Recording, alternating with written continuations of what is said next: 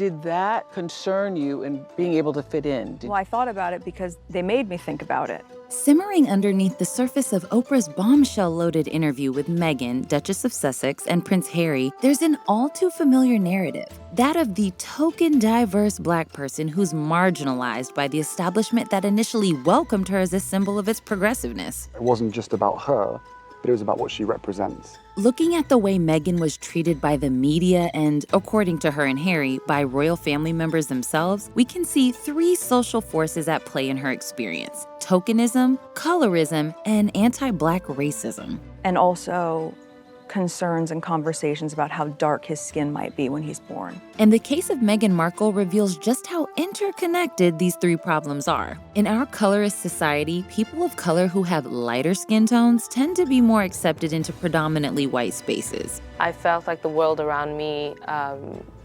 awarded lighter skin.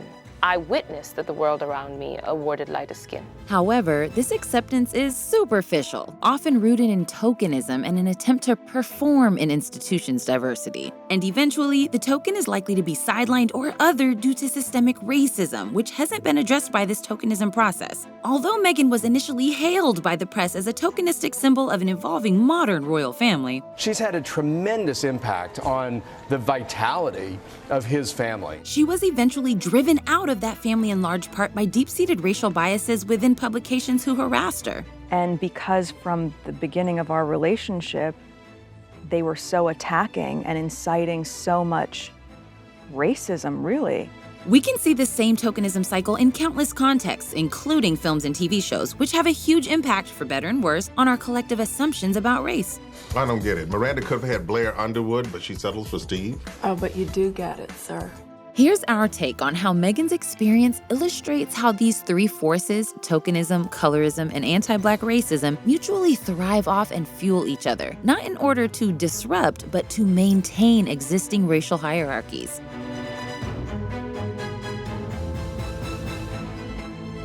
If you're new here, be sure to subscribe and click the bell to be notified about all of our new videos. This video is brought to you by Skillshare, an awesome online learning community with thousands of classes to help you develop your curiosity and passions. The first 1,000 Take viewers to use the link in our description will get a free trial of Skillshare Premium membership. So check it out now and start exploring your creativity.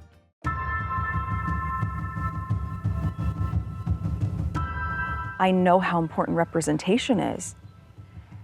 I know how you want to see someone who looks like you in certain positions, and I could never understand how it wouldn't be seen as an added benefit. Defined as the practice of making only a perfunctory or symbolic effort to do a particular thing, tokenism is a form of performative activism. Token Black panelist, Dredrick Tatum. As the first biracial woman to join the royal family, Meghan Markle and her marriage to Harry were inevitably embedded with this form of symbolism. I mean, here you have one of the greatest assets to the Commonwealth that the family could have ever wished for.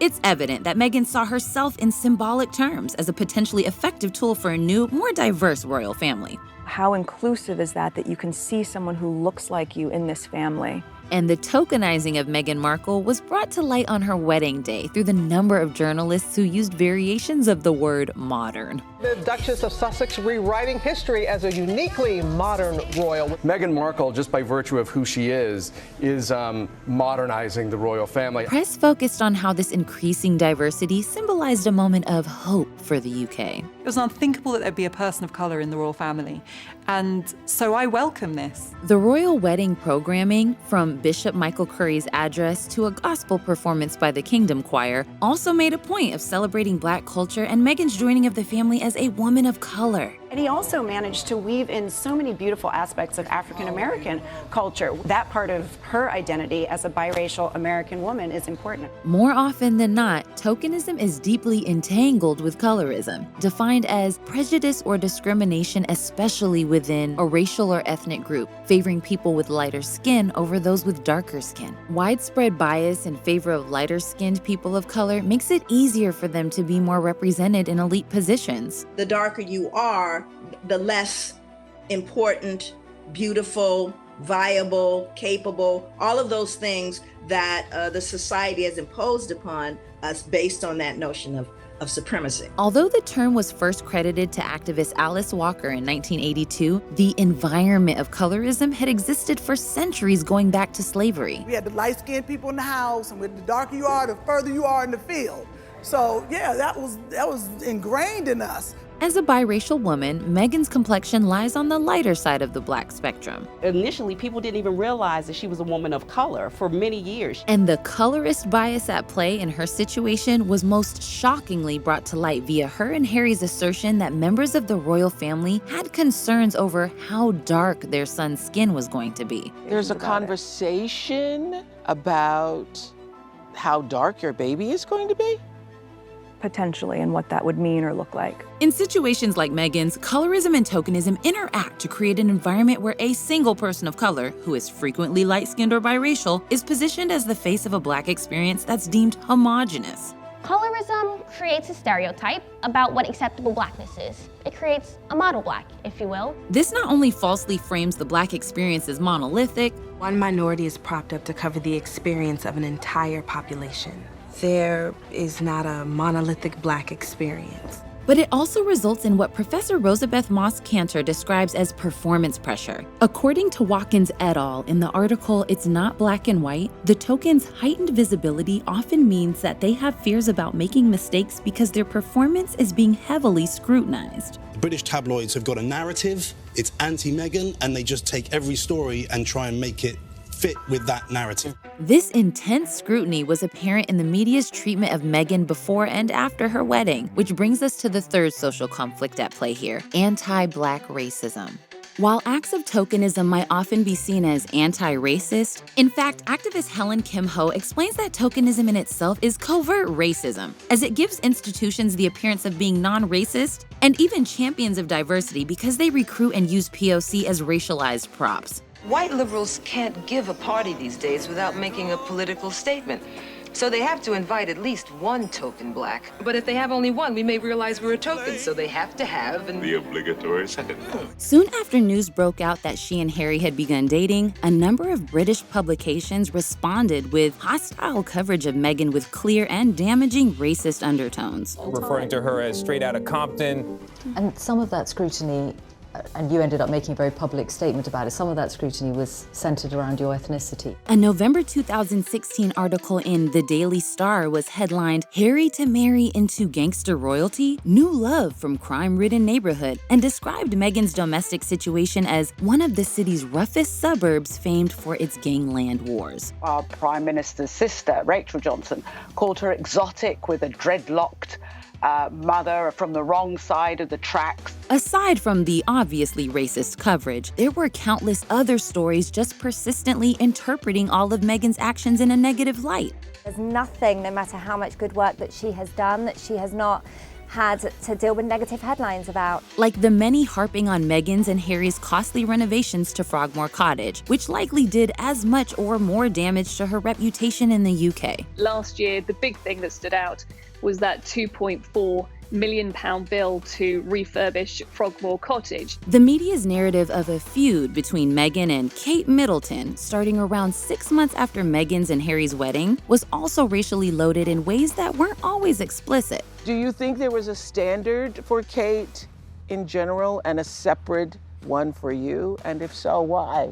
I can see now what layers were at play there. Meghan and Kate were subjected to double standards to a degree that there are a laughable number of headlines vilifying Meghan for exactly the same things other headlines praised Kate for. Kate was praised for cradling her baby bump, and the headline about you doing the same thing said, Meghan can't keep hands off her baby bump for pride or vanity. Hitting strong women in competition against each other is also a feature of patriarchy, but the coverage betrayed a preference towards Kate specifically due to her whiteness. Helen Lewis for The Atlantic explains that the valorization of Kate is racially inflected because Britain's most durable template of respectable womanhood, the English rose, is much less accessible to anyone foreign or dark-skinned. If you have between 104 degree or 108 degree nasal tip rotation, those are the ones that are considered the most beautiful, and hers is 106. The most beautiful noses. But symmetry is what they say is a lot. As much as some publications relished headlines for a time about Meghan representing a modern modern era, there was no sustained, collective desire for her to be a modern princess who did anything differently or challenged elements of the status quo. Meghan's overall experience illuminates how interactions between tokenism and colorism can work not to destroy, but to uphold racial hierarchies, as they simultaneously place lighter-skinned individuals on a higher pedestal and other them for being Black. The vitriol of abuse steeped in racism, misogyny, sexism. If she had responded, say, as I would respond, she'll be stereotypically defined as the angry Black woman.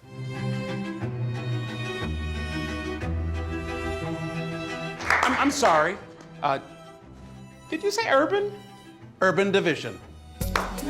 Wait, did they just put me in charge of Black stuff? Examples in popular culture confirm that what happened to Meghan is a microcosm of a much wider situation. Writer Ryan Sampson explains that tokenism in television and movies is not a new concept. It's the strategic move of hiring a minority solely for the sake of claiming inclusion and avoiding any criticisms or claims of discrimination. And they'll put some up front and say, look what we're doing. So do you think John Boyega's being used as a token, and they gave him a BAFTA as a token, you know, it's almost like a token gesture to say, look, we're being diverse. Movies and shows that cast token Black characters frequently expose the same colorist bias seen in Meghan's case. I also realized that darker people were not being represented in the TV shows and movies that I was watching. And if they were the ghetto, all up in your face like this, secondary character. Writer Tiffany Onyejaka explains that the range of young female Blackness displayed on the big screen does not represent the range of Blackness seen in today's society. She continues, Hollywood producers and casting agents choose to endorse an incredibly narrow selection of Black women, yet at the same time want to get accolades for achieving diversity and representation on screen. Lighter-skinned and often mixed-race women have usually broken through society's biggest barriers first. Zendaya, a biracial actress, opened up about the industry's colorism issues, sharing that she has a, quote, privilege compared to my darker sisters and brothers. Can I honestly say that I've had to face the same racism and struggles as a woman with darker skin? No, I cannot. Trust me, women like us shouldn't wear red lipstick. Try this one. It's everywhere I go. Oh, look at you. You are gorgeous for a dark-skinned girl. Natalie Emanuel, who played Missandei on Game of Thrones, has said that because she's biracial and lighter-skinned, she should not play Shuri in Black Panther or Tiana in The Princess and the Frog, a part which she tweeted has to go to an even more melanated sister. While Netflix's Bridgerton aims to present a reimagined, diverse Regency era, the most featured Black characters, especially the two who are framed as attractive and romantically desirable, have light skin. The decision to cast an actor of color and to also have an actor of color that conforms to Western expectations of beauty is a decision. And while there is historical basis to portraying Queen Charlotte as a biracial light-skinned woman, overall, very few darker-skinned characters are shown in positions of power. The lighter-skinned Duke Simon Bassett is a social superior to the darker-skinned boxer Will Mondrich, and the notable power imbalance in their friendship scenes reinforces a colorist hierarchy. This will be the biggest match of my career. I am not favored to win. Your smart friends know you frequent my saloon. They will wager on me if you are not present. Simon's beloved deceased mother is played in flashbacks by a lighter-skinned actress, while his monstrous, cruel father is darker-skinned. He's an imbecile. One of the problems with this tokenistic, colorist environment is that it tends to perpetuate a color blindness and a shallow, glossed-over approach towards its character's racial experience. We were two separate societies, divided by color, until a king fell in love with one of us. Writer Renee Crozier explains that the narratives that cast very light-skinned actors as token characters have no recognition of their race, which leads to them perpetuating the idea of a colorblind media and not committing to any in-depth or long-term development of the character. This leads us to how the third piece in our cycle, anti-Black racism, again comes into play for token characters in fiction. The plight of the token character is that they're frequently thrown into a mostly white cast and given no real purpose. There's a repeated failure to give many of these characters important plot lines that center and investigate their particular lived experience. I'm sorry, but I need your help. I'm done helping you. The Star Wars franchise was criticized for tokenizing Lando Calrissian in the original trilogy, but even more so for sidelining Finn in the sequel trilogy. And that's because, upon the release of The Force Awakens in 2015, John Boyega's character was met with praise and interest for appearing to be something new. I've heard you say about Finn, that he is very unique. He's different than anyone we've seen in Star Wars. As both the first Black Stormtrooper and the first individual we got to know inside Stormtrooper armor, Finn offered potential for a meaningful story about the experiences of oppressed, exploited people within the Star Wars universe. FN2187. What? That's the only name they ever gave me.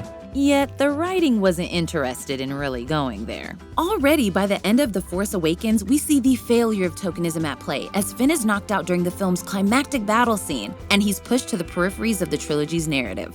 We'll see each other again.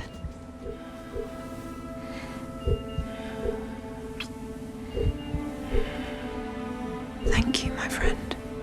Boyega himself called out the film's tokenizing, saying, "Do not bring out a Black character, market them to be much more important in the franchise than they are, and have them pushed to the side. It's not good." Don't like the way they was advertising me with the blue lightsaber, and then all of a sudden, man, it just, transferred, and I was just like, that don't know. In Game of Thrones, we see tokenism and colorism at play in the fact that, as Venus Rising writes, slavery and Black experience were represented for the most part by two mixed-race people. Moreover, near the end, Missandei is killed off in order to motivate a white character, while Jacob Anderson's Grey Worm is left sidelined, his demands for revenge ignored. We do not need payment. We need justice. Making him one of very few characters whose emotional arc is unresolved. There's a long history of films casting a token minority best friend who gets little story development. Here's where Dion lives. She's my friend because we both know what it's like to have people be jealous of us. And TV shows casting people of color as love interests who become obstacles for the couples viewers are really rooting for. You never really liked Rachel. Characters like Charlie on Friends, Robert on Sex and the City, and Karen on The Office were at first presented as interesting and attractive. He's a doctor. Oh, for the Knicks. But quickly reduced to stepping stones on the romantic lead's way back to each other. I love you. I love you too, Miranda. You're the one. What's perhaps surprising is that, for all our increased focus on racial issues, this sidelining still happens in the present. Even in 2021's much-beloved WandaVision, fans felt disappointed with how Monica Rambeau was built up as central to the plot, but ended up feeling somewhat peripheral in the climax. Whether the Black character is dying first, or their story is proved secondary, tokenism is a way of glossing over the choice not to tell a story that meaningfully challenges a white-centric point of view.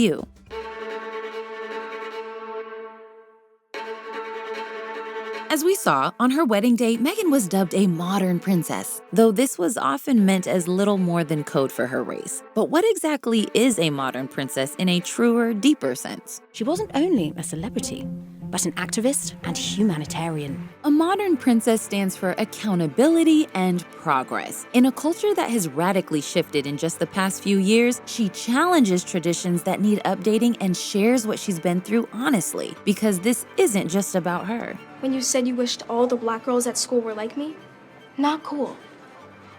You only think I'm different because you never even talk to the rest of them. Politeness, decorum, or holding one's tongue are no longer options when it comes to systemic failures that work against oppressed groups. Here we are again. Violence, brutality. It's the same story, just a different name. Sometimes the solution to an establishment that's refusing to catch up is to create new opportunities outside it. Meghan and Harry realized they couldn't fit within the existing world of the British monarchy and are now thriving as a result of opting to leave and start their own initiatives. The Duke and Duchess of Sussex announced a new partnership for their nonprofit, the Archwell Foundation. In film and television, we're seeing an ever-growing list of critically acclaimed, award-winning, and original Black narratives by Black creators. And the Oscar goes to Jordan Peele, Get Out. Due to their outsized impact on our perceptions and assumptions, film and TV bear an extra responsibility to step outside of this tokenizing cycle and do better. We should have images that reflect the real world. It's really simple. So, all of the heroes in film shouldn't look one way. Thanks so much to Skillshare for sponsoring today's video. If you're looking to learn a new skill and are searching for a community of fellow creatives, Skillshare will give you both. They offer thousands of affordable classes designed to fit your schedule with short video lessons that you can pause and come back to at any time. One Skillshare staff pick you can check out right now is artist and author Anne Shen's class on how to draw iconic women in history. This class is perfect for people at all levels of artistic talent and will help you to capture someone's authentic spirit and legacy in your art. Right now, Skillshare is offering our viewers a free trial of Skillshare Premium membership, but that's only if you're one of the first 1,000 people to click the link in the description below. So join today and jumpstart your creative journey for less than $10 a month with an annual subscription.